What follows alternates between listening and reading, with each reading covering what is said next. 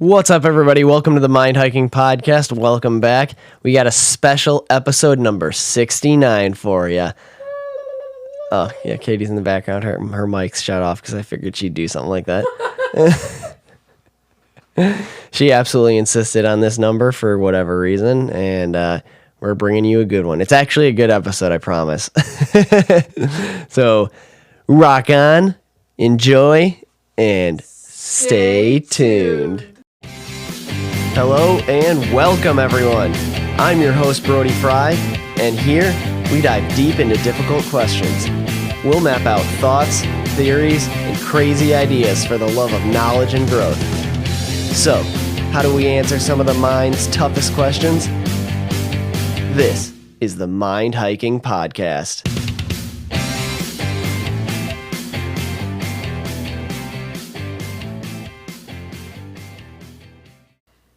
Welcome back, ladies and gentlemen, to episode number 69 of the Mind Hiking Podcast, which you so sternly insisted that you had to be. Yeah. So, here you are. Episode 69. Catie Frantz, welcome back. Hi. Hi. You're so cute. I love your laugh. So, why'd you have to be episode 69?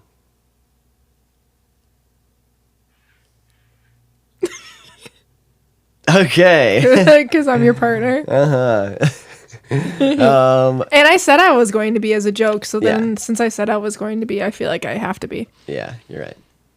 Keeping my word. Okay, so what are we talking about then? Stop it. I asked you if you had a topic. I'm just kidding. I'm kidding. Oh my goodness. We don't have a topic, but we got a lot going on, and both of our lives, we got a lot going on, and it's just like, you know, we talk about like being in the present moment and like enjoying the here and now, enjoying life, and like enjoying, you know, it's been a long time, like a long time of struggles. I mean, we've both been going through a lot, and it's nice to finally be like looking ahead and looking forward to something. It's not a bad thing to be looking forward to something. It's good to be in the moment and thinking about the here and now and staying present and, you know, being happy in sitting here, like in the present moment. Yeah. But there's definitely something to be said. It's, you know, I'll tell you one thing. It's a lot easier to enjoy the present moment when you're looking forward to something. Yeah. It's a lot easier to enjoy the here and now when you got good things ahead of you. Yeah. Because it's tough. You know, everybody can sit there and say whatever they want, but, you know, if you are going through a lot of struggle, or you got a lot going on, or you're anxious because you got some difficult times coming that you know of, it's tough to sit here in the unknown or the present moment and enjoy it. But it's much easier to enjoy the present moment when you got good things ahead of you. Yeah. Or at least you think you do. Yeah. Yeah, so Catie, you got a bunch of good things going for you. Well, first of all, you passed a bunch of good things, but also got a bunch of good things coming up. So, first of all, Las Vegas, you want to tell me about your trip? Well, actually, I was going to say something about what you were saying regarding when I went to Vegas. So, I'm going to like kind of, I feel like it relates to what you were talking about, but I feel like it kind of changes it a little bit. But I just want to say, I feel like when you know, it's so nice to be in the present, and it's easier to be in the present when you're looking forward to something. But I also feel like being able to be in the present is also just being able to be like, have like a so what attitude.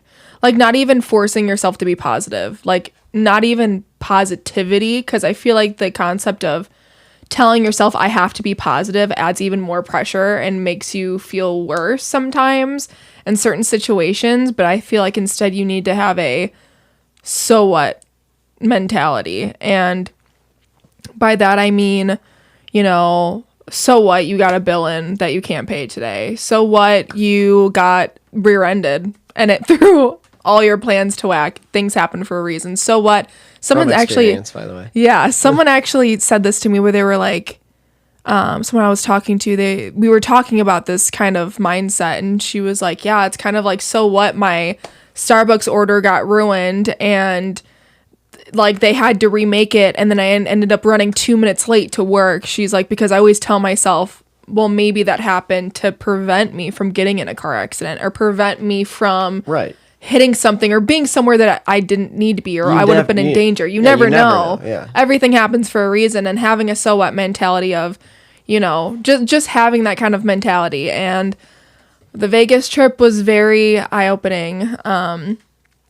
As someone who has only ever flown once with a literal like huge group of 6-7 people going to like a corporate event, that's the only time I've ever flown. My mom was afraid of flying, so my parents were always the road trip parents and like had the big van with the sliding doors, and me and my brother would lay in the back seat and sleep and eat snacks. And then if for some reason, wasn't common, but if some reason my dad got pulled over, then he'd be like, okay, wake up, buckle yourself in your chair. Like, you know, stuff like that. Yeah. Oh, we had to definitely stay buckled. Oh, really? Oh, yeah. No, I mean, if I was sprawled out and I wanted to sleep and it was already, we were going on like 14 hours on the drive, they would let me have a blanket and sleep in the back. For those reasons. Yeah, they did. They were super relaxed about that. Cause I feel like my dad was a responsible driver. He wasn't trying to like, he wasn't going 20 or over or anything like that. Like he was a very safe driver. So yeah, you could be the safest driver in the world, but it's I know.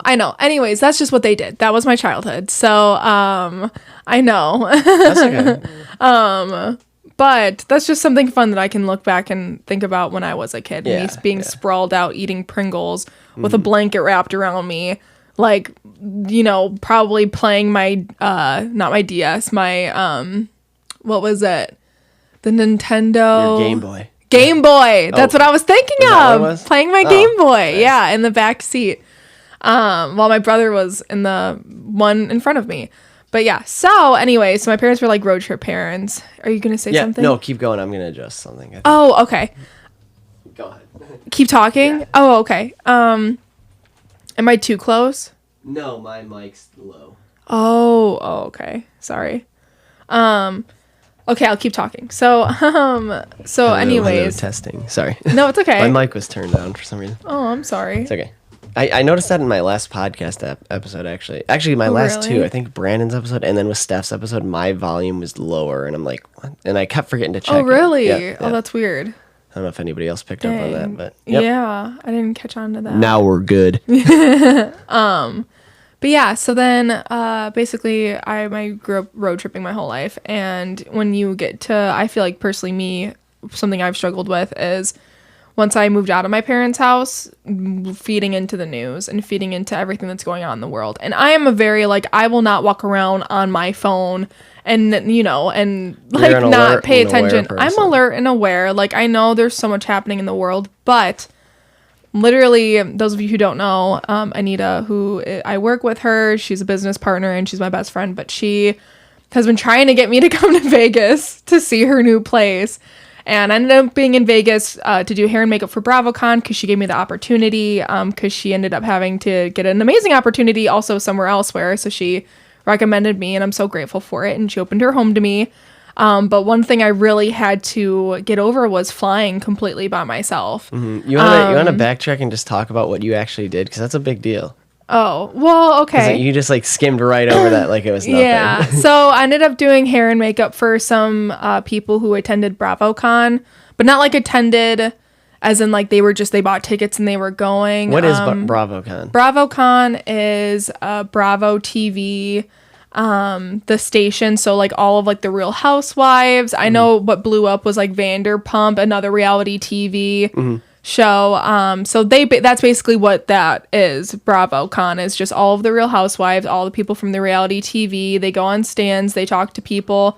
The funny thing is when I was talking to everyone, they were like, oh yeah, they're from Chicago and they're from Chicago, like people who attended. Oh, really? Because it like just attracts Midwest moms that all were in Vegas. All Midwest moms aspire to be Real Housewives, I guess. I don't know. Yeah, and then I was talking to, They're like, my dream is just go out to California and be a Real Housewife. And then all the moms that actually go out and do that are like, this fucking sucks. I know. I can't even afford groceries out here. Yeah, and I was talking to one of my clients, and I was saying how I grew up in Naperville, and I was like, yeah, that would be a good one. Real Housewives of Naperville, Illinois. Like, that would be. It would be such a good one.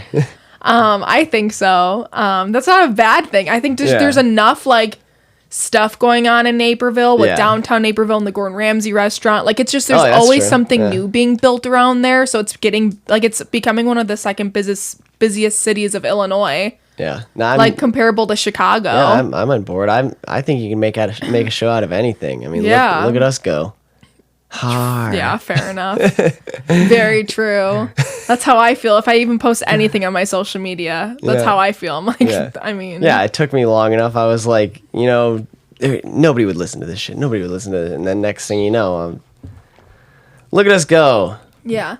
But thousands of people, multiple countries. It's cool. People still tune in. People listen to anything. Everybody's looking for entertainment, just to numb the pain. Well, entertainment or advice, distractions. I'm just kidding. I'm kidding. Anyways, sticking on the positivity note. Okay. So I had like 3 clients that I did. Yeah, so that was exciting. Yeah. So I had a fun time, and I was... Talk about them. Who were they?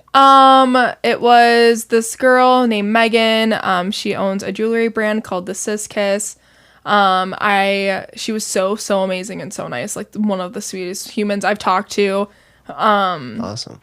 Yes, she was so nice. Quality jewelry, good stuff. Oh yeah, very good stuff. Very customizable too. A lot of her stuff is very custom, and just like solid jewelry. She was wearing it all on her. Obviously, she's got to advertise for herself, and that's awesome. It all looked really amazing. I'm sorry, I feel like you can hear my wheezing, guys. Oh I'm no. Like, okay, no, I'm like you can't being afraid to breathe. Okay, no, there's no way. Breathe. I'm like breathing so like. Just breathe.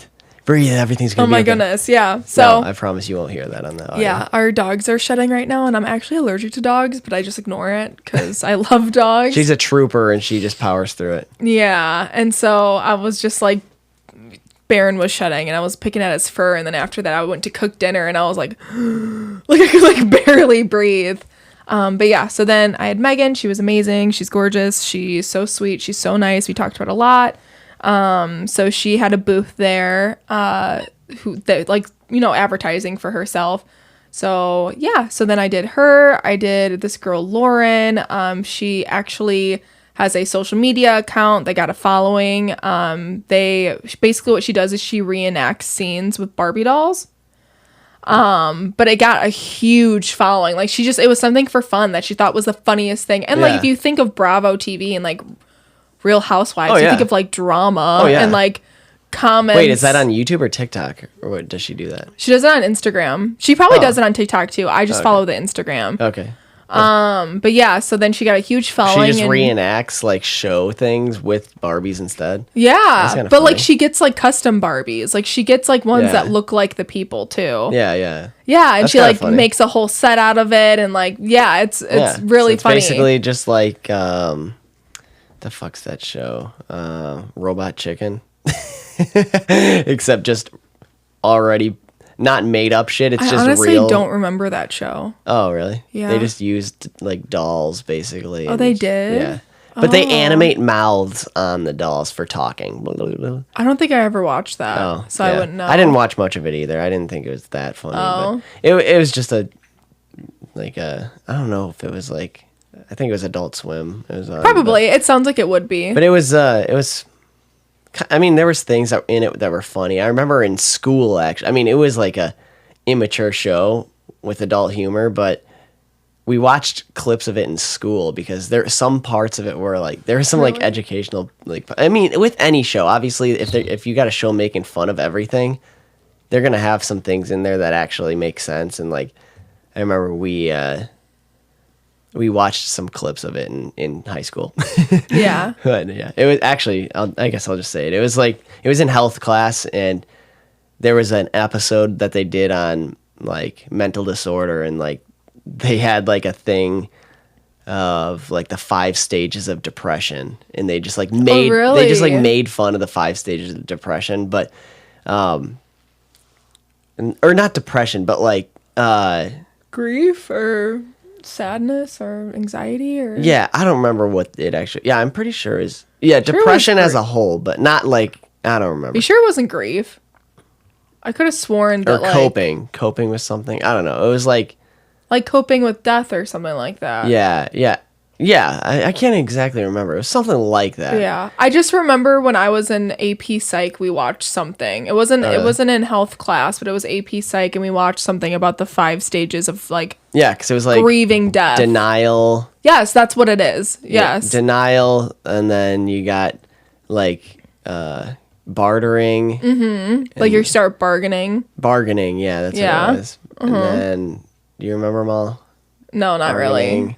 You're just leading me like yeah I already know this, and then you're just like waiting for me to say it. So no, I'm just kidding. I've already talked about this. I literally blacked out like all of my high school, so I don't. Okay.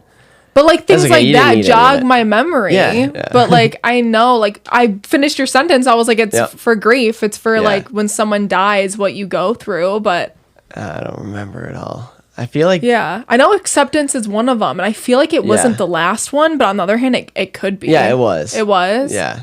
So that's 3 out of the 5. Yeah. Grieving. Denial. That's what it was. Denial is another one. Didn't you already say that? No, bartering. Or bargaining. You said denial first. And then you said bargaining. Oh, did I? Oh, yeah. Fuck, I guess I am an idiot. No, stop. You're okay. Shit. I think one of them's like actually being sad, like crying. Now it's recorded too. Fuck. Stop it. I always knew I was an idiot, but I didn't think everybody else would find out. Stop. You already said that to me today. Yeah, I know. That's a used joke. No, that was actually yesterday. Oh, that was yesterday you said that? Yeah, because we were playing that new game. Oh, yeah. Yeah. You're so good. Uh-huh. Yeah, I gotta be strategic. If I test jokes out on you. I test jokes out on people I trust. And then if I get a laugh, then I'm like, okay, that's safe for the podcast. Yeah. Yeah. Just kidding. More like you say them to me first, and then you say it to people at Linex, and then you use it on the podcast. You go through the chain. Oh, yeah.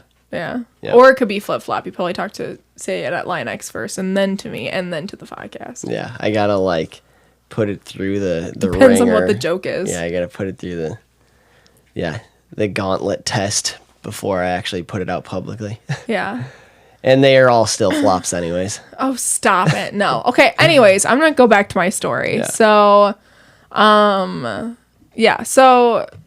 had the 2 clients, and then I got off the plane, and Anita called me, and she was like, hey, so you're gonna come to my house, and then you're gonna get changed and make yourself because I got off a plane, so she was like, you're gonna do your makeup and stuff and get ready, because we're actually last minute doing Teresa her hair and makeup. So, and then her podcast co-hosts hair and makeup as well. So Teresa's one of the Real Housewives of New Jersey, I'm pretty sure. There's different ones? There's Orange County. There's New York. There's... As you can tell, I don't watch TV. Yeah. Well, you don't watch that stuff. Yeah. So, yeah. But yeah, so it was such a cool experience. But what I was getting to was... My main thing was basically that I grew up where I didn't really fly, and I had to go on this plane by myself. I also have been dealing with some panic attack, anxiety feelings, just a lot of negativity, because you see on the news all of the wars that are happening and people dying, and you see all this stuff. And I was on that plane, and number one, I could not get my carry-on in the shelf thing.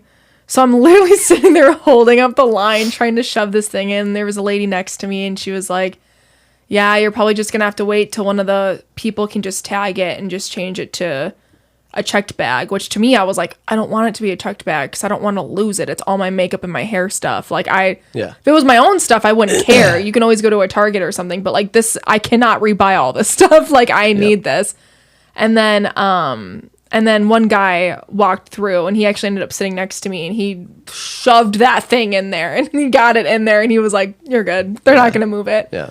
So it was just nice having someone help. And then even then, without me even saying anything, he literally got up with his buddy and took it right out for me without me having to do anything. Didn't even need a thank you, didn't just have a great day, and literally just like left and helped me, which I thought was so nice. Yeah.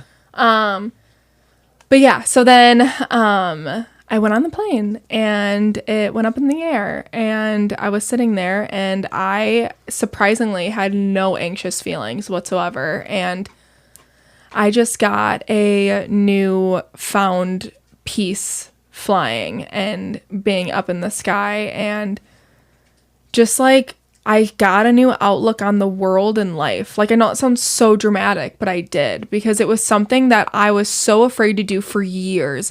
It was literally stopping me from just going to see a friend or going to see like, because I was afraid to fly. Like there's so many, like Mara, she's moved so many different places, and like the thought of getting on a plane scared the crap out of me. The thought of me going through an airport scared me. Those like epiphanies or life-changing moments can happen at any time for anybody. So yeah. Yeah, and I feel like it like hit me in different waves too, where it was like, I'm safe. And then it was, this sounds so morbid, but it was also like from a spiritual standpoint, a religious standpoint of like, so what? Like if this plane lands safely, because so many people fly, then it's meant to be. And if this plane crashes, I'm supposed to be here. Like there's always a reason for something, you know? And it's more of in a way where I'm definitely the kind of person where I take control over everything and I want to know an outcome, or I just need to know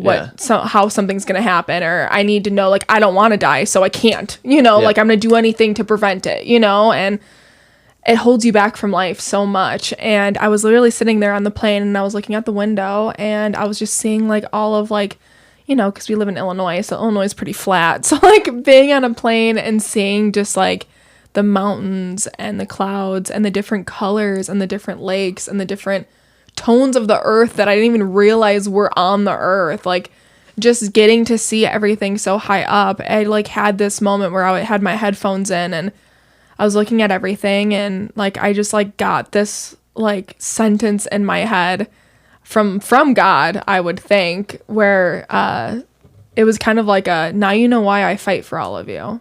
Now you know why I fight for this experience. Like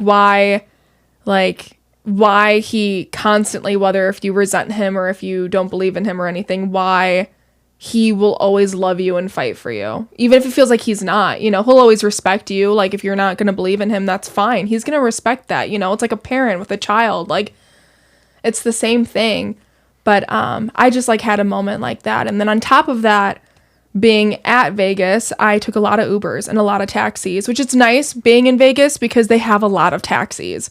So there was never a point where I was like, didn't know where I was and I needed a car. Like every single hotel had like a line of taxis that you could take, which was so nice.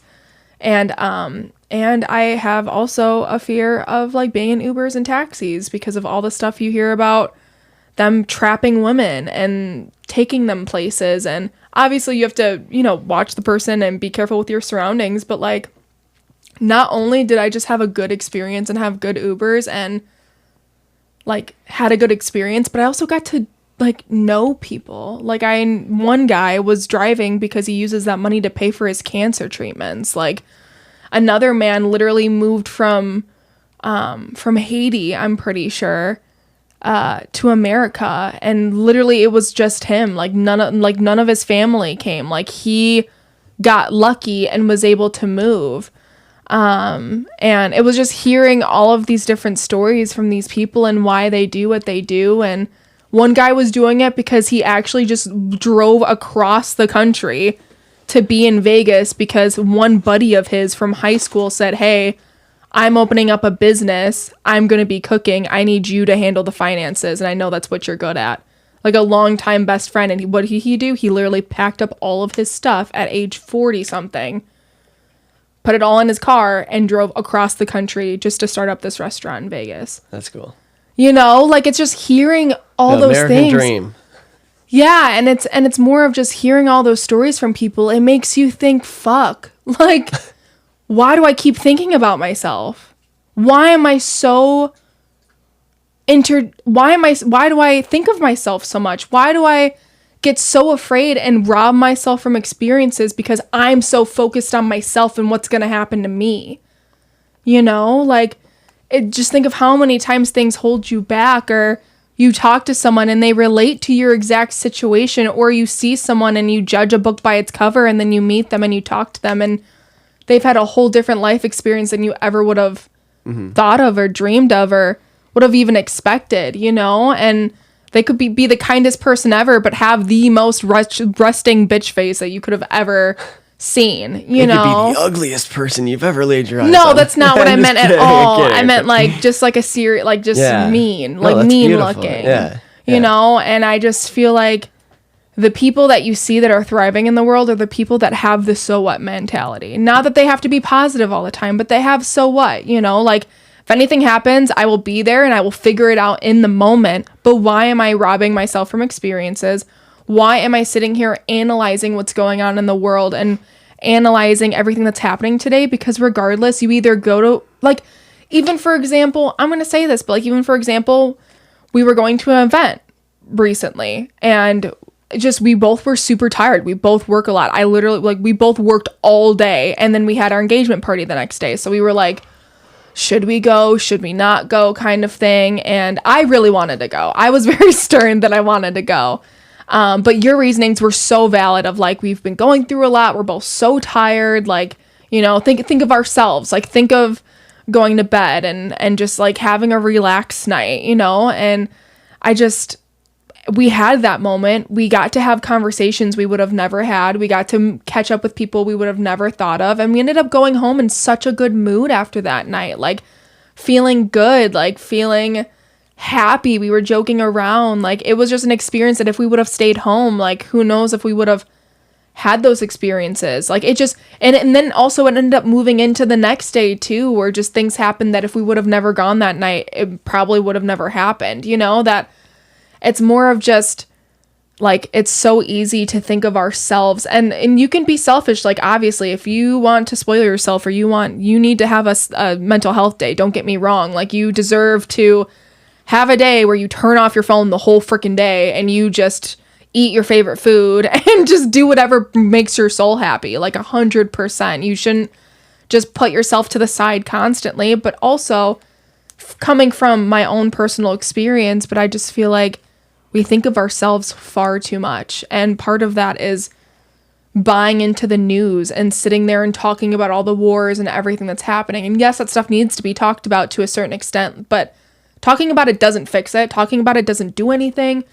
It just makes life worse. And negativity and buying into the news and buying into everything, or even if you're going through such a tough time right now, like, stewing on it only makes it worse, you know? And I'm learning that, like, now I tend to stew on things way more than when I was like 18. When I was 18, I was just working. I literally would just like live. I used to work at Chick-fil-A and I would like live there. Like, I would literally sit in the back and people would be like, you're not working today. And I'm like, yeah, but I'm here. So if you need me, I'm here. Like, that's how I was. And even though I do work a lot too, it's more of like distracting your mind, doing things that bring you joy and make you happy. Instead of scrolling on TikTok, maybe start drawing again like you did when you were 5. Doesn't have to look like Picasso. Doesn't have to look like something you would sell, but just do something that's going to make you happy, and don't be afraid to go out and have experiences. Go walk to the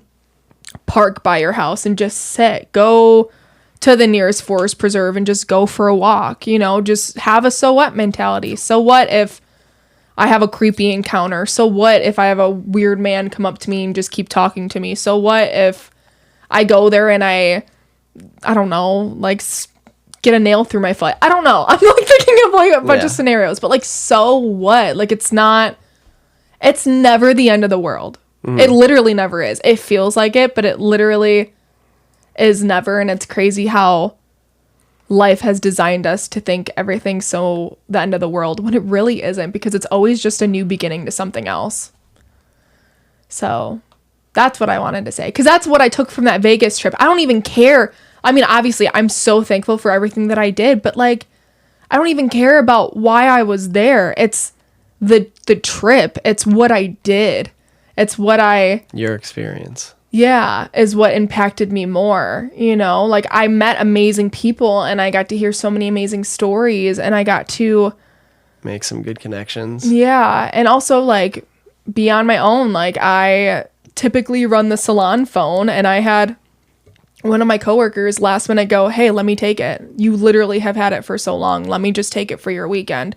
So it was nice, like, not having that either, just having my one phone to focus on, which I'm so thankful for. Like, I love answering the salon phone and, again, making connections and talking to people. But, like, it was nice just having one and just, in a way, focusing on myself, but not focusing on myself. Like, I was me, and I was doing things that made me happy. I was going for walks and places, and I could go Uber somewhere, or I could go to church on a Saturday night and do whatever I wanted to do.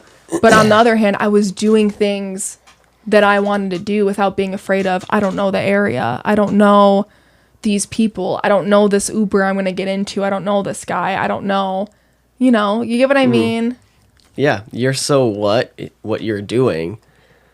Like, you're calling it a so what mentality, which is really cool, because I feel like it's a good way to get people to understand and see it and get them on board. But essentially what you're doing is letting go of fear. Yeah. Which is a beautiful thing, because if you can let go of the fear, which is the same thing, then you can experience the fullness, the spectrum of life. Yeah. You're not holding yourself back.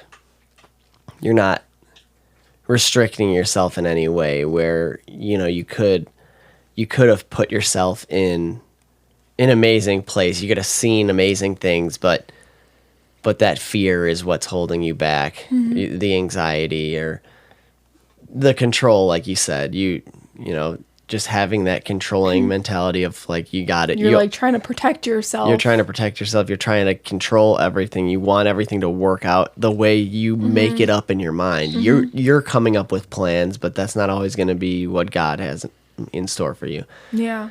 And you let go of your fears, and you can experience life. Yeah. Because life is a fucking amazing thing. Mm-hmm. And a lot of people build up walls around themselves and block themselves in, thinking that they're in control, and, you know, or at least I'm safe now kind of thing, you know. Yeah. That it's the fear. They want to control because they have trust issues, or they're afraid of everything they hear and see on the news, which all the news is fear salesmen. They're selling fear. Yeah. And they're fucking good at it. And they got everybody freaked out. Look at fucking COVID. Yeah. Scare the shit out of everybody, and then you can herd them like sheep. And that's exactly what happens. You just got to scare the shit out of enough people, and then you can tell them anything and they'll believe it, because there's confusion. Yeah. But you deny that fear. You push away that fear. You say, fuck you, fear, you little bitch. Yeah, you're ugly. Yeah. No, don't use that word. You want to be nice. Yeah. Just say, not today. No thanks. Not ever. No thanks. Yeah. No thanks, fear. Yeah. And then look at you go. You'll change your life. Yeah. Anytime you have doubt or fear creeping into your mind, or those damn demons coming back at you, which I got another Kick-Ass episode coming up. It's pretty good. I'm pumped for it. Next week's bonus episode. I think you're gonna love it. But just give it a quick no thanks. No thank you. Yeah. If something you don't like pops up in your head, no thank you. Just because a lot of times they're like clouds, but they like, these clouds are fucking rude. These clouds of thought, they float into your head, but like with force. Like they float in like they own the place. Yeah. You know, these doubts and fears, they come into your head and they're just like, yep, I'm here to stay. Just push them away. Say no thanks. No thanks. Blah blah blah blah blah. No thanks. Yeah. And I feel like also, again, I think I might have talked about it on this podcast, or honestly could have been on mine. I don't remember, but I feel like take care of yourself, listen to yourself. Like, still, I'm trying to make it sound like where I'm saying don't think about yourself. Like, obviously, take care of yourself. And if you don't want to go out, you want to stay in, stay in. Like, it's about what you want to do, and it's not fear-based. But on the other hand, just get out of the main character mentality. Because, that's a good way to put it. Yeah, because literally everyone is on this earth. None of us have a manual on how to do it. Or we have thousands, aka books, and we're all trying to figure it out. Or if you have, I guess, I kind of like the way you put that, but also I kind of like, I feel like you got to be careful there because like getting out of the main character, like that's cool. I like that. When I first heard that was very smart of you. Mm-hmm. But also like, you're kind of relinquishing power that way. And I also don't, not power, but relinquishing, like, I don't know the best way to put this. But it's late and I'm good at this stuff, but that's okay. Basically where I'm getting at is you want to be strong enough to have the control. You want to be strong enough to be able to know what you're doing, have the wisdom to understand what needs to happen, what's good, and then have the strength to execute. So you don't want to give up the main character mentality. If you have issues, like if you have some issues, then maybe, yeah, you can temporarily, but I think the key is to be in that main character mentality, but realize you might be the main character of your life, but you're not the end goal. We're here to serve. Be the main character, but realize the goal is to serve others. Can I have my rebuttal? A rebuttal? Okay, sure. You didn't what like I that? meant, no, but that's okay. I totally get where you're coming from, 100%. I just feel like what I meant about like getting rid of the main character mentality is I feel like it's so easy to think about yourself. It is. It's so easy to make plans for yourself. It's so easy to rationalize things and look at things from your perspective. I feel like strength is when you can put yourself easily in other people's shoes. When you get an amazing opportunity and you don't only take it for yourself, but you bring others with you. Strength is being able to not only serve others, but also be able to put yourself in other people's shoes and think of others. Because it's so easy for us to get wrapped up in ourselves. I feel like that's where strength is, because there's strength in numbers. When you have a small business, being able to think of the people who work with you, think of their strengths, think of what they're really good at, and being able to pick them and put them in that position compared to only thinking of yourself and what position you need to get filled. You get what I mean? Like, I feel like there's more strength of being able to, like, even if there's an issue or if there's an argument or if there's something, being able to step out of your own understanding and being able to listen to what that person has to say and understand where they're coming from and being able to take it in and putting yourself in their shoes. That's something so hard. I feel like something so easy to do is to get defensive, think of yourself, to think of what your plans are. Like, it's so easy because it's our thoughts. Like, it's our thoughts. So we can easily think of anything. We can easily rationalize for anything. We can easily say our opinion. We can easily say, I feel like there's strength when you can truly think and coexist with others and be there with others and bring other people with you. I feel like right now our world is all about me, main character. Like, you're a boss, you can do anything you want, you don't need anyone. Like, but then when you have everything you want, you're alone and you're sad and you're lonely and you didn't bring anyone with you, you know, or you lost people along the way because you were so focused on yourself that you pushed people away. And I feel like that's such a common experience people have. But yet we're being pushed to have a main character mentality and to have self-care and to focus on ourselves. And I'm not saying you shouldn't take care of yourself. You still can choose those things, but I feel like there is strength more in being able to think of others and bring others with you and easily talk to others. And also some of that stems from you have, for example, an issue with someone. You have an issue with a friend or something, and it's so easy to either stew on your own emotions, stew on your own feelings. It's easier to talk to someone else about it that's not the friend, so then you're just saying your own side of how you feel and your perspective. But the strength and the hardest thing to do, but also is the most, usually in the long run ends up being the best option, is literally not turning to anyone and going directly to that person you have the issue with and going, hey, this is what upset me. And also being open to hearing their perspective. But it only works both ways. If the person who is also on the receiving end is willing to listen, find a solution, listen to that person and fix whatever, you know, started the conversation, but also can give their opinion as well. It's creating that safe space for humans to be alive. You know, if we all just were able to talk to each other and be honest and not gossip, there'd be no drama. Ironically, we talked about BravoCon.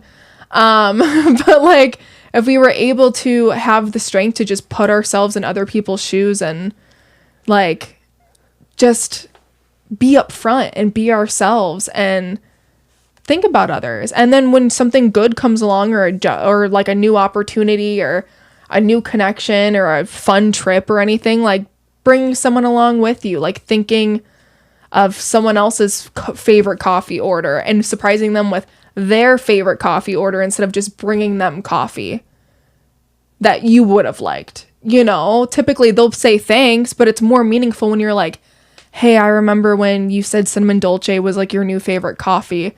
I overheard you talking to someone about it, so I got you it. You know, like just having that stuff. Like I have my friends or like my coworkers, I have their coffee orders saved in my phone because they've told me one time, and so I have it saved.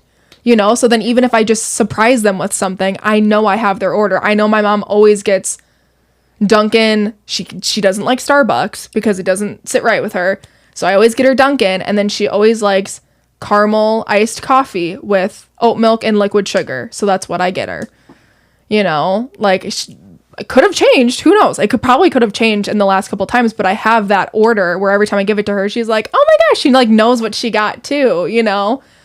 And just bringing that joy and that customizing the experience of helping someone and doing it where it's something that you listen to them and it's for them, you know, like again, not having the main character mentality and listening to other people and knowing what they like and putting yourself in their shoes. That's my whole thing. Sorry. It's okay. You're absolutely right. You're so beautiful. But that's not what I said. What I was saying is very similar to what you're saying. Mm-hmm. You're still the main character of your life. You still took it upon yourself to make those decisions for those other people and serve them. Mm-hmm. As you took control of your life and made these decisions to serve other people, you still got to play that main character person. Yeah. And you're not, just because you're in that position doesn't mean you can't serve, because if you get out of that main character position, you lose yourself, and then you're directionless and lost. And then that's how mental disorders happen, and that's how people get depression. That's how people just have no direction and feel like they failed in life because they have nothing going for them and they're just lost. So you got to stay in that main character mentality, but you got to be driven and you got to know what you're doing. And it's good to be there for others, because a sturdy person is the only kind of person that can help somebody who's lost like that. You got to be that guiding light. You know what I mean? Like, I see what you're saying though, but but the way you shot my perspective down, I feel like we're supposed to be on the same side here. You know, we're kind of saying the same thing, or at least a similar thing. I think personally, I am struggling and have struggled in the past of control, letting go of control, and feeling lost. And I think that stemmed from me having the main character mentality, because I get so lost in my thoughts of what's wrong with me. Why is this happening? Why? I'm thinking of myself constantly. I'm thinking of what's wrong with me. I'm thinking of, why am I always so sad? Why is this bothering me? Why do I have eczema on my arm? Why do I have this? Why did this feel weird today? Why did... I don't think that's main character mentality. I think that's putting yourself in a victim mentality, which is not main character. So when I think of main character, I just think of like me, like focusing on myself. My focus is on me than on other people. Sure. Yeah, exactly. That's where the confusion is, because you're thinking that way, but I'm thinking you got to be the main character of your life, but that doesn't mean that your focus is on yourself. Yeah. Yes. Because you got to be in control and you got to be knowing what you're doing, but that doesn't, like I said, that doesn't mean that you're only focusing on yourself and only making decisions to better your own life. Yeah. Like I said, serve and be there for people. And that's so cool that you got everybody's order on your phone. You're serving and you're taking control and you're being that solid friend. You're being that rock. You're being that sturdy person in life that knows what they're doing and can take in other people's information and understand it, and then take care of people and serve people that way. Make somebody's day better because you took charge and you thought, as the main character, this might make somebody happy. And you do it. And it does. And it works. Yeah. And you're not thinking about yourself, but you're being the main character. You know what I mean? Yeah, I totally get where you're coming from. I think I just have because I see on social media how they talk about main character too. Oh, okay. That I feel like main characterism is always, it's always wrapped up in yourself. Okay. And thinking of yourself and like F everyone else because I got me. Like that mentality. That's specifically what I'm talking about. Power and control gets to your head. So if you can't wield it, then step down. I understand that. Yes. But if you know what you're doing, then get out there and serve. Yeah. Like it's more of... I think society today steers people the wrong way. Yeah. Like I know what my passion is. I know what I want to do, but... And obviously I have an idea of a path I want to go down, but I truly don't know my path.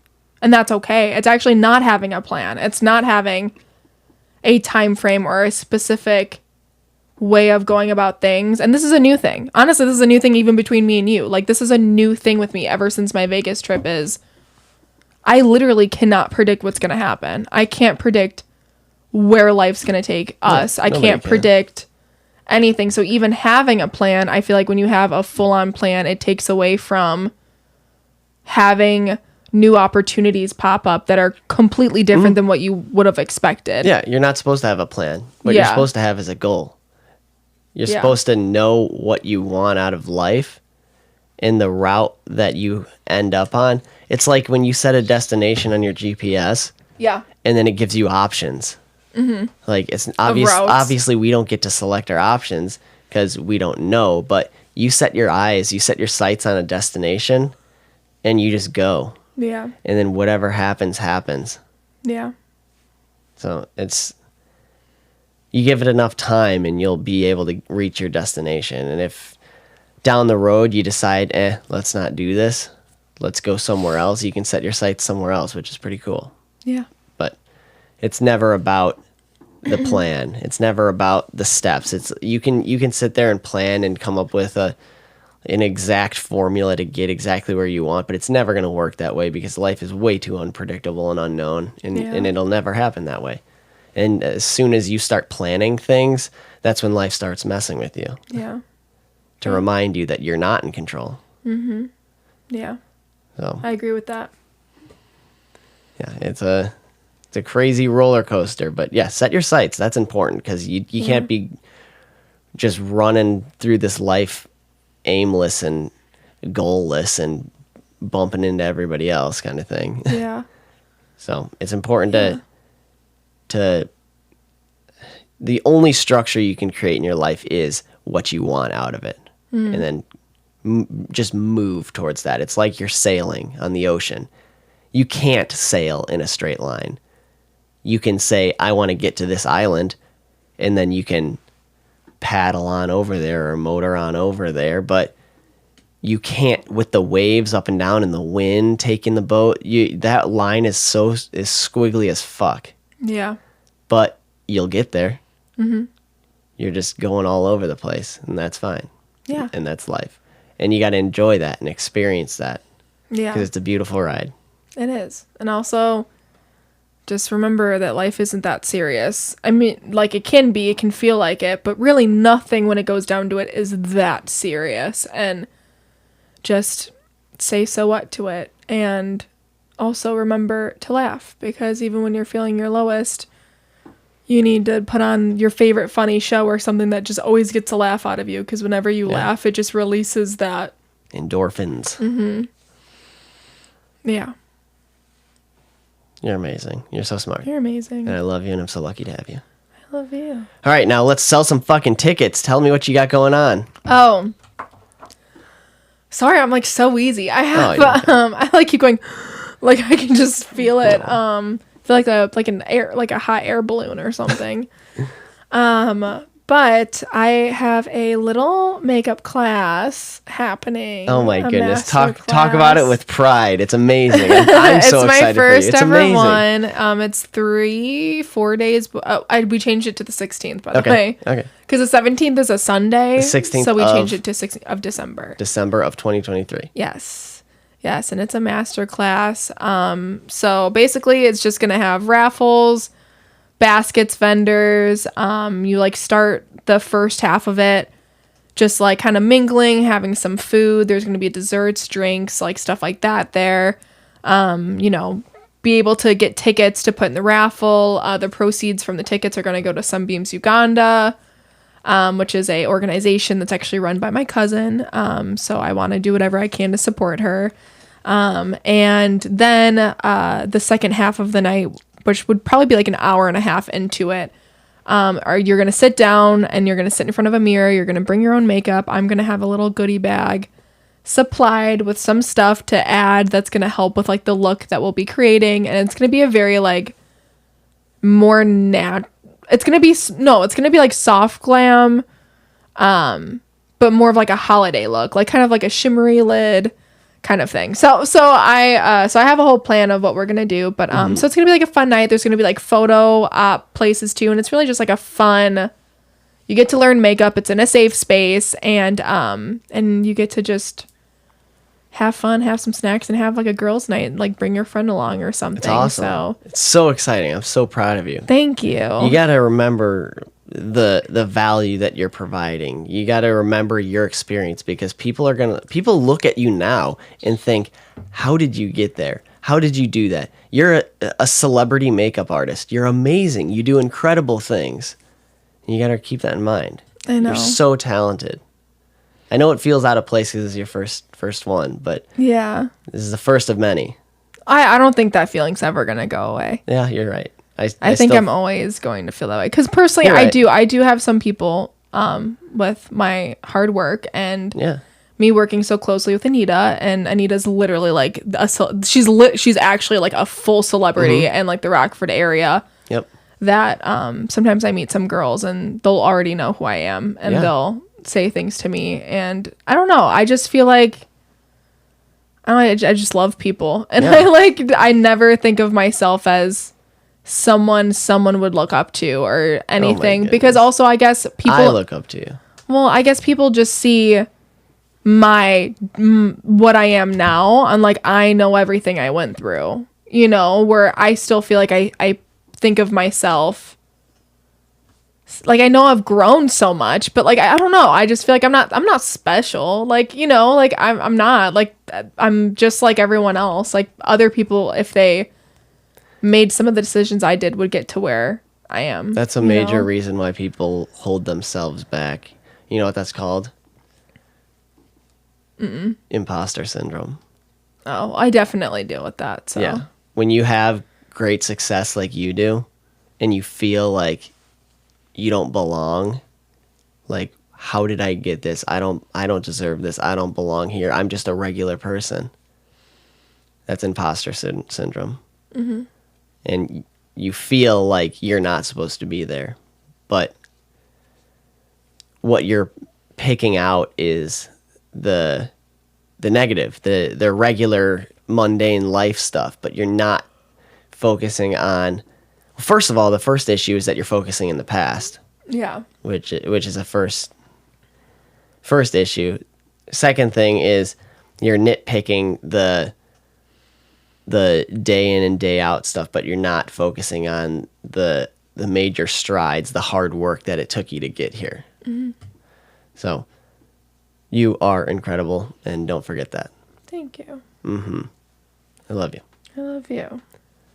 So first of many, you're going to kick butt. I'm so excited for you. Thank you. This is going to be amazing. You're going to do great things. Thank you. You want to talk about Sunbeams quick? Explain it. So Sunbeams Uganda is an organization run by my cousin Kelly. So she was visiting Uganda through her church for a while. She made some great connections and kind of fell in love with like a town. I'm going to butcher the name, so I'm not even going to say it. Okay. I always mess it up. But yeah, so she like fell in love with the town and then got a connection with one of the boys there.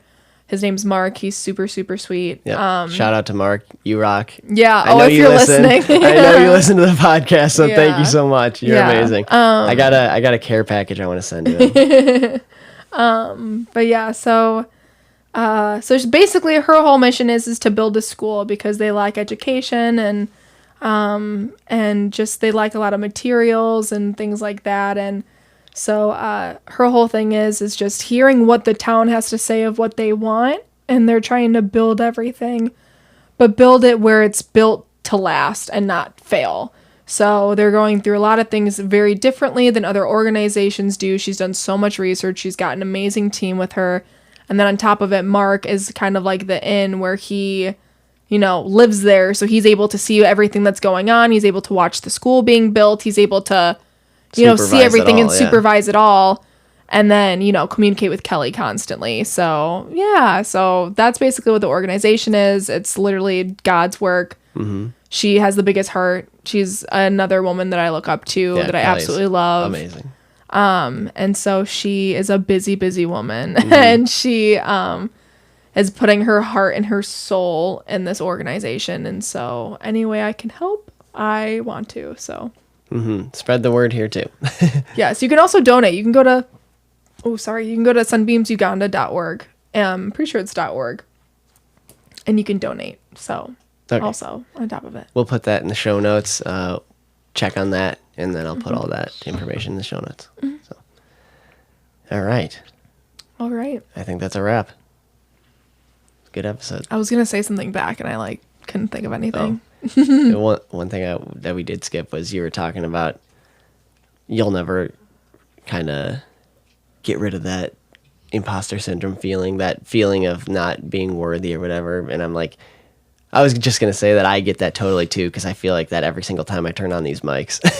Oh, I Even bet. Up to here. Yeah. I mean, it's nowhere near as severe as the first one, because I was home alone when I recorded episode 1, and I'm just like, I recorded it for a couple seconds, and I'm like, it's so weird. It took me probably an hour before I even said my first words to build up the courage to talk in this house alone into the mic. I was like, This is so weird. I didn't know why. I don't know why, but for me, it was so weird talking to myself into the mic, alone. Nobody's in this house. I'm like, why should I, as a human being alone in a house, be speaking right now? There's no reason for me to be talking right now. But here I am talking. And now I do it all the time. Now I love to do it. I love to come in here and just dump words into the mic. And it's amazing. But yeah, it was so uncomfortable.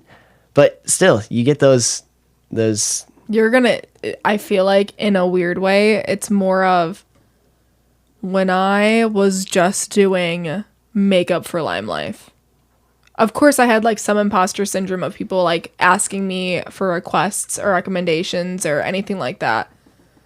But I feel like when I've hit the most imposter syndrome is my life now of like managing, doing the bridal store stuff, but then also doing hair stuff, but then mainly the styling, like doing people's weddings. I get major imposter syndrome. Doing like celebrity clients that I get recommended to, like I get major imposter syndrome. I recently actually had a celebrity message me back. I reached out to them because they liked my story, something that I shared. They don't even follow me. I don't know where they came from. I don't know how they got to my page, and I saw that she was a country singer, and so I messaged her, and then she got back to me, and she was like, definitely, if I'm ever in the Chicago area, I'll let you know if I need makeup or hair done. It's awesome. But I honestly don't know her name at the top of my head, so to be completely honest, yeah. I don't. I didn't follow her. She seemed, I mean, I follow her now, but I just, at the top of my head, I don't remember. It was a while ago. Do you know any of her songs? No, I don't. Okay, that's okay. She's got a following. She's like up and coming.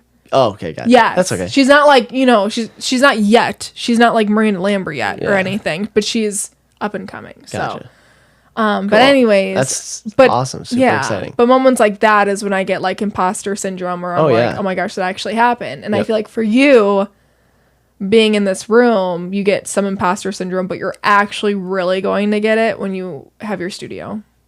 Yeah. Yeah, probably. With your sign. I don't know. And with everything. You might be right. You might be absolutely because it's going to be way more professional. Yep. That you're going to feel more out of your element. Fuck. I thrive on pressure, though. I thrive on There's no pressure. It's more of like here. It's more of, it's this, our body and our mind always wants to keep us safe. Mm. And sometimes that's why it's really hard to grow. It's so easy to get in ruts where you don't want to grow and you don't want to read that book, or you don't want to stay where you're at. Or when you notice that you're growing a lot more, the moment you notice it, it's like you do something for like 24 hours and retract. Yeah. You like binge eat food, or you like go listen to music that doesn't put you in a good mood, or like you just do stuff like that because your mind is trying to get you back to where you were because that's safe. Yeah. It's not like a bad thing, but your mind's trying to keep you safe. Yeah. And being able to have imposter syndrome and be in this room, like obviously when you see your numbers and you see how many people listening, you're going to be like, wow, like those people listen to me. Like that gives you that feeling, but you still have the safety of being in this room and it being a house room with my makeup vanity and with stuff where it doesn't feel real. It's just a little podcast that you're recording that's getting some traction. Unlike when you move it to a studio that has your logo, that you're recording, that you're doing all of that stuff. Yep. Yeah, you're right. It's going to feel more like, oh my gosh, this is like real. Yeah. Like this is, I'm actually doing awesome. this. I can't wait. I know. I can see like the excitement in your eyes. It makes me so happy. But like, and it's not a bad thing. I feel like in a way it's good that like, in a way I feel like it keeps you humble. Like, I know it annoys people. I know it annoys you when I like talk a certain way about things and you're like, don't belittle it, or like, don't do stuff like that. But on the other hand, like if I'm trying to prove myself, like I know I have stuff to prove, or like I know my worth. Like I really do. I know my worth. So if I'm trying to like, get someone to get me to do their makeup, or I'm just trying to, sell something or do something, like I know my worth. So it doesn't take much, and I can state things, but it's more of the day to day when I'm talking about myself, or when I'm thinking about myself. I don't think that way. I just think more of like my heart and my personality, not my achievements. You get what I mean? Like it's more of, I don't know. And maybe it's not a good way of looking at things, but I genuinely, honestly, I'm going to kind of take that back a little bit for you. I'm going to pick on you a little bit. I'm sorry. I honestly, no, like it's good that you say that you know your worth, but I think every single human being on the face of the earth that is alive, was alive, and ever will be alive is all, or are all, worth the same. I think we're all absolutely equal. I think we're all worth the same. I think what you mean to say is the value you provide you know the value you provide, because that's where things change. That's where each of us, the individual person, changes. The value, you know, the value that you provide, and you charge accordingly. Yeah. Yeah. I love you. I love you. You're amazing. You do amazing work, and you provide a lot of value, especially with this class you got coming up here. So definitely sign up for that. If I can I put a link somehow in the show notes? Yeah, I'm selling the tickets on my website. So okay, can I put a link to your website on the show notes? Okay, there'll be a link to her website on the show notes, so you can buy tickets for her masterclass. It's going to be amazing, and you provide so much value, especially with the experience that you have. You know exactly what you're doing, and you're doing amazing things, and I'm so proud of you. Thank you. And even if someone doesn't live in the area either, I am going to be offering. I'm like literally this week, so by the time this is up, I'm probably gonna be offering it, but I am offering also like online video one-on-one makeup lessons. Oh, that's awesome. Is that on your website? Or it will be? Okay. Yeah. Awesome. Yeah, okay. So all this on our website. I'll have that in the show notes. Check it out. It's going to be amazing. You do amazing work. Thank you. You're beautiful. Thank you. I love you so much. I love you so much. Yeah, it's going to be awesome too when we get the podcast out to the studio. And I don't think that's what's going to give me that nervousness or imposter syndrome. I feel like that's going to excite me. I feel like I'm going to get more like into it. I feel like I'm going to get more excited. I think where it's going to change, I'm going to stop you before you interrupt me. I think where that's going to change is I'm going to move the podcast out to the studio first, record out there for however long. But when I start doing video, when I start live streaming, I think that's where it's going to get a little sketchy. I think I'm going to be like, oh, fuck. I think it's going to take me back to like episode 1. I'm going to get super timid on video, especially like what I'll end up doing is recording out there and then getting the video up, start doing video. And then once I get comfortable on camera, then I'll take it the fourth and final step and start live streaming. Yeah. But those two are big steps, and I feel like that's going to be where those are going to be big steps. Yeah. And I want to say too, like, even though imposter syndrome, it doesn't take away from the excitement. Oh no. Yeah. It doesn't take away from your passion for it. Mm-hmm. You know, like that doesn't, it's imposter syndrome is mainly like I'm on my way to a client and I am sweating underneath my armpits. Like imposter syndrome. Yeah, you're absolutely sweating. Right. I am like so anxious. My hands are shaking. Yep. I'm sitting here being like, how does this gorgeous woman want me to do her hair and her makeup? Like, why? Yeah. How am I chosen for this? How am I here? How am I in Vegas? How am I in an Uber right now? How am I? What is going on? Like, how am I? This outfit's so cute. How am I pulling this off? How am I like, you know, like, you're how did adorable. This, like, just like things like that where it makes you feel that way. And then like when you're in the moment, you're excited and you're like talking to them, and then you're like, you feel like it's not real. Like you feel like, is this really happening? And I felt the same experience out of all of the clients I've had. Like all of the celebrity clients, I always feel the exact same way. Yep. Where it just feels so unreal. But as soon as you start, all the butterflies leave. No, I'm still nervous during the whole freaking thing. Oh. I'm making sure that lash is perfectly on. I am shaking as I have the eyeshadow brush. But I'm still excited. I'm still passionate. I'm still able to do what I want to do, but I still have those jitters. But it's the moment that you're done. It's the moment you see the completed look. It's the moment that I turn that woman around and she looks at her makeup and she's like, I love it so much. What did you use? Or what is this? Or what is, you know? That's awesome. It's that moment that I'm cleaning up my kit, which for you is going to be the moment that you're editing, or the moment you're uploading, or the moment you're typing something down is the moment you're going to be like, this is why I do what I do. Yeah. It's that. Yeah. You're close. You're absolutely right about what your situation. You're close. Yeah, you're right about your situation, because I can't speak for that. Yeah. You're amazing. But you're totally right about the imposter syndrome part of it, where it's like,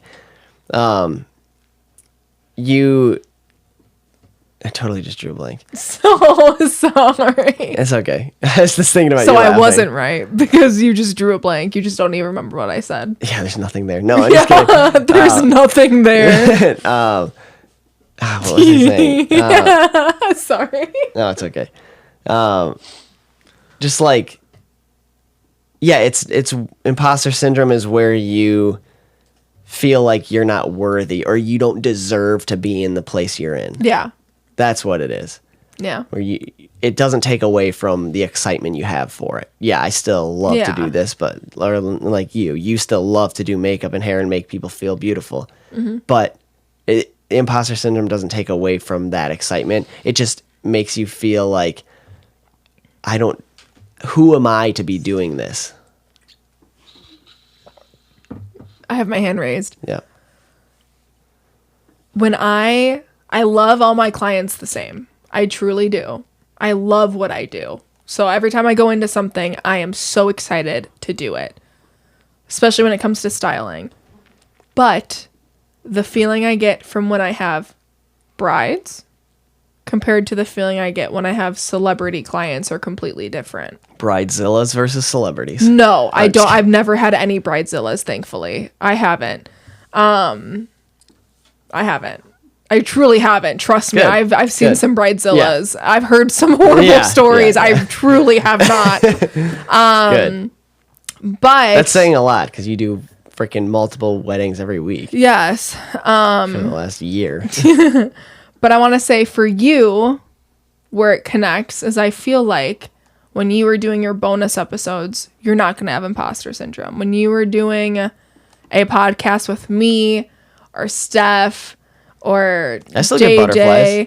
You'll get, but I'm talking about imposter syndrome. Yeah. I don't think you're going to feel that. It's the moment that you get someone on that you haven't had on before in that studio.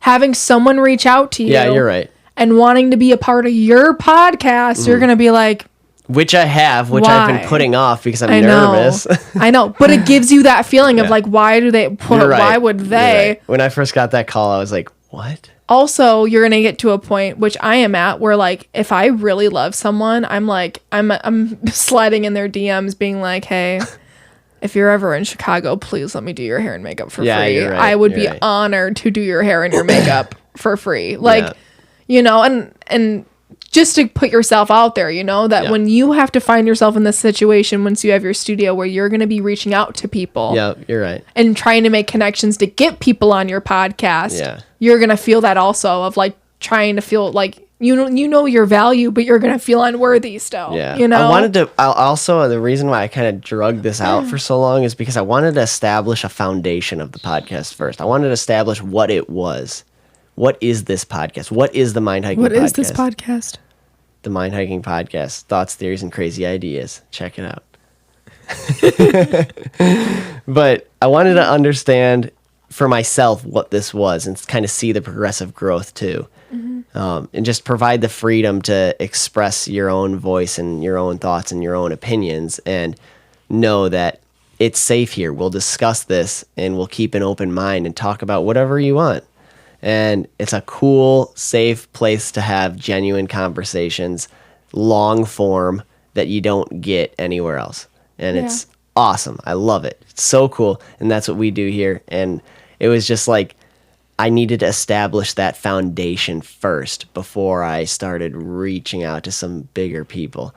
And I'm still working on that foundation because I'm like, I want to get like, I had to get like a good solid number. I don't know why. In my mind, I know it makes no sense, but like in my mind, I had to like get a solid foundation of episodes before I felt like it was worthy of big names. You know what I mean? Like there's no right or wrong. I'm having imposter syndrome over the podcast's worthiness.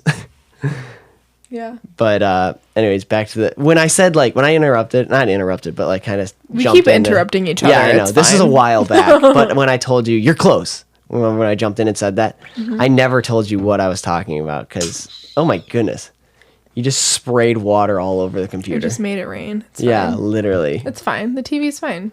Okay. It's fine. Remember the last episode when I joked about you spilling water all over the computer and everything? Yeah. Yeah. That didn't happen. It was a little tiny. It's okay. Little squirt. Yeah, a little gym water bottle. Yeah. But anyways, yeah, but what I was saying, like you said that I feel like have butterflies in imposter syndrome until after I'm done and I'm editing or when I'm typing the show notes and stuff, the description and stuff.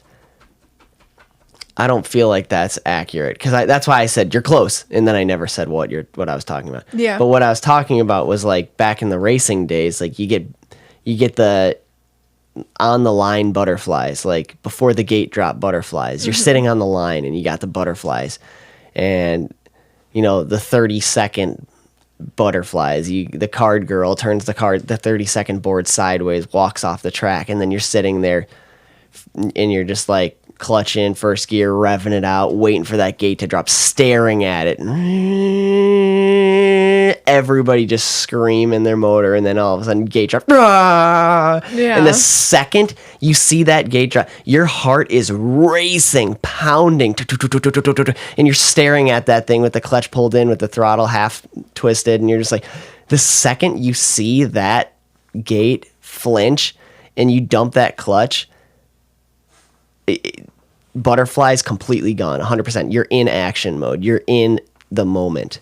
You live for that moment. That's what you're doing. You have butterflies because you're anxious about starting. And once you're acting, because you can't do anything about your emotions and your feelings. Before you start, there's nothing you can do about your feelings. You're sitting with them in the unknown, waiting for that moment. That moment comes, and you go.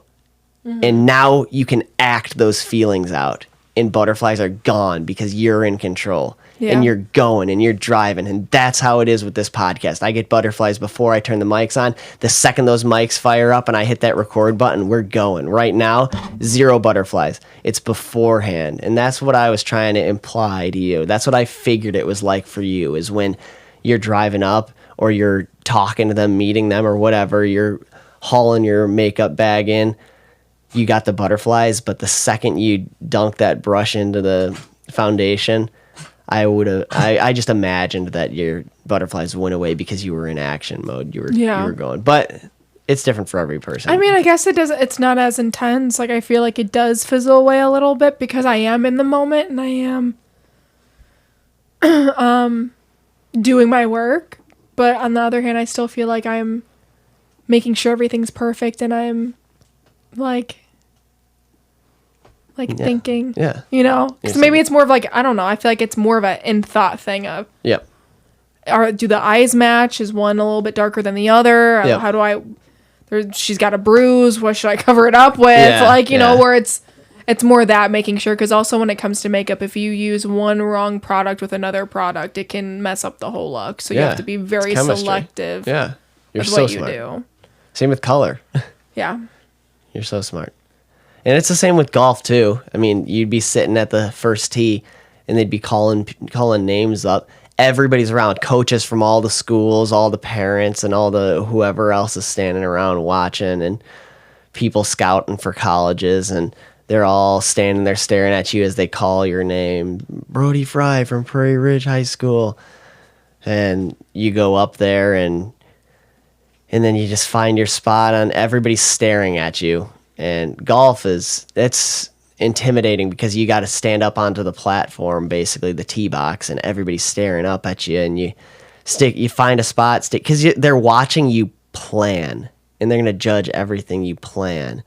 You stick that tee in the ground, set that ball on there, it rolls off, and you embarrass the fuck out of yourself. No, I'm just kidding. That's happened before, though. You get ready and you set the ball on the tee, and then you step away and the ball rolls off the tee, and it's like, oh, fuck, everybody's staring at you. But anyways, that's just life. And you get it ready, and then all of a sudden so what? Yeah, exactly. So what? Everybody's staring at you. You look at your shot, and you're like waiting, and you're anxious, and you got the butterflies because you're trying to plan. Because now you got the butterflies, but you're also trying to plan. It's a brain game. It's such a mental game. It's tough. And then because now you got to fight the butterflies, but plan on top of fighting off the butterflies. Then you set up for your shot, you're lined up and you're staring down at the ball, and you got these massive heart-pounding butterflies, and then the second you move your club back, you swing your arm back, and butterfly's gone. It's action time, and you follow through and knock that ball right down the center of the fairway. Yeah. Fuck yeah. Or you hook it out of bounds. And then you got to do it again right there in front of everybody. Just kidding. But it's awesome. Same with pool, too, because that's another brain game where you go up to the table, everybody's staring at you, even all the people that aren't playing just at the bar. They're staring at you, and you're more vulnerable because now they're watching you process. Where like racing dirt bikes, it's everybody goes at once and nobody can pick you out. But when you're golfing, everybody's staring at you only for you to make one shot. Yeah. When you're shooting pool, everybody's staring. You're the only one there. Everybody's staring at you, and they're watching you process and plan for one shot. And they can see what you're planning and what you're planning for your next shot and the next shot, and you're planning 2, 3, 4 shots ahead. And they can see what you're planning, and everybody's going to be looking at you like, why is he doing that? Well, sometimes you hear whispers about that when you're trying to shoot, like, why is he aiming for that one? And then you start second guessing yourself. Yeah. And it's all a brain game. It's crazy. It is. But it builds strength and endurance and toughness and confidence in yourself, because you learn to trust yourself. You learn to know what you think is right. Same with putting when you're golfing. It's that first, you second guess yourself, because that happens all the time in golf. When you have that line, you look at the putt, and you know exactly what you got to do. You know exactly where you got to aim. You know the exact speed. You set the arrow on the ball. Sometimes people use an arrow on the ball. Sometimes people just set the ball down.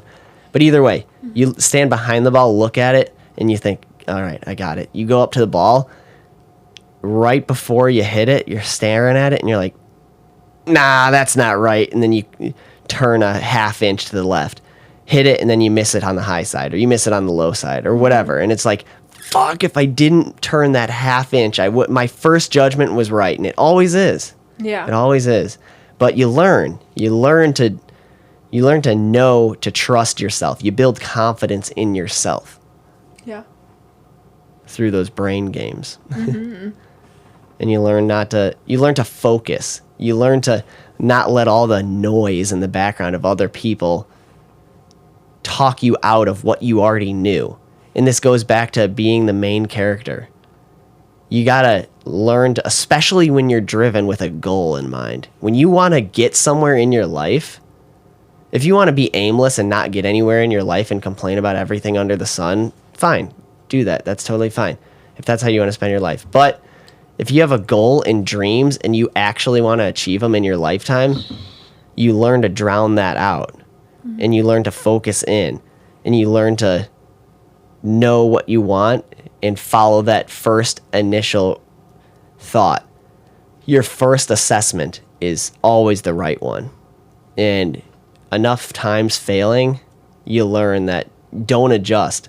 Don't listen to the voices in the background. Don't listen to those second voices. Don't listen to the people second guessing you or judging you. And most of the time, it's the closest people around you. I don't know if that's because those voices are the loudest, or if it's because you trust them and you put the most weight on their opinions, because friends and family's opinions mean more to you.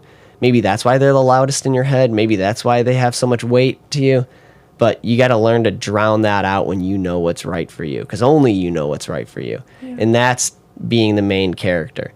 But you can't be selfish either. Don't set goals that are in what is that? Like what's the word? Like superstitious, not superstitious, but what is that other word? Fucking, I can't remember the other word. It's like superstition? I think I don't remember. But superficial. Oh, like okay. a superficial goals and stuff. I was like that. wondering if it was like a word that was related, like meaning wise, or if it sounded like it. Okay. Yeah, superficial goals. Don't set superficial goals, because then you're going down the path, and that's where people take that the wrong way, and that's where I'm sure the stuff you hear on social media is coming from. Superficial goals that are pointless and meaningless and make you seem like an arrogant asshole. That's not what I'm talking about. You have a purpose and a drive and a goal that means something and provides value to other people, and people can look up to you and people can learn from you, and you can provide a service or a product or something for people to use and better their lives. Then your goal is meaningful. Yeah. I'm sorry. Thank you. I love you. I love you. This is a long episode. This is going to be my longest bonus episode, I think. Really? But I love you so much. You are so smart. I'm about to snap this. Oh my goodness. Not another freaking smelling salts from the Halloween party episode. Don't listen to that episode. I embarrassed the shit out of myself. No. Literally the night before, I almost took it down. Everyone said it was their favorite episode. A lot of people did, but I so embarrassed myself. No, you're fine. Don't push that again. Oh my goodness. You literally did on that episode. It says don't push. Oh, what? You're not supposed to? Well, you're supposed to use it. Yeah, that's what I'm doing. Oh my goodness, you. I don't know why I still have it sitting here. I don't know why you do either. It's not used, so I was pushing funny. it. Uh-huh. But I keep yawning over here. I love you so much. Yeah, I embarrassed the shit out of myself, and I almost took that episode down the night before, and then I just didn't. I contemplated too long and ran out of time, and then next thing you know, it was up. So what? So what? You're right. Great way to end this. Fist bump. You rock, Catie Frantz. You're so freaking smart. I'm so proud of you.